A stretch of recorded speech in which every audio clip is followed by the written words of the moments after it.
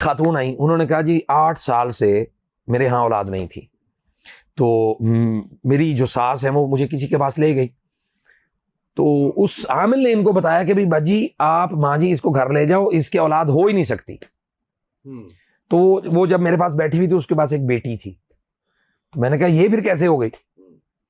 نے کہا کہ بھائی علی بھائی میں اس سے پہلے آپ کے پاس 1 سال پہلے جب قرآن کریم سے علاج کے سلسلے میں اللہ نے مجھے سمجھ دی, تو میں جب آئی تو میں نے سوچا کہ بھائی ہم نے تو وہ کام کیے ہیں اولاد کے حصول کے لیے جو اللہ اور اللہ کے رسول صلی اللہ علیہ وسلم کی صریحاً ناراضگی کا سبب ہے. مثلا اس میں اس نے ایک تعویذ دیا تھا, اس نے کہا کہ اس کو پاؤں کے ساتھ باندھ کے واش روم میں جانا ہے, تیری جو اولاد کی بندش ہے وہ کھل جائے گی.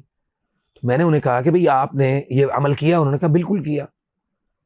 پھر اس کے بعد کچھ عرصے کے بعد پھر انہوں نے وہی, تو وہ بعد میں وہ تعویذ جب انہوں نے کچھ لیکچر سنے میرے, تو وہ انہوں نے تعویذ کھول کے دیکھا تو ان کے اندر آیت الکرسی لکھی ہوئی تھی, یعنی قرآن کریم کی بے حرمتی کروائی اس شخص نے.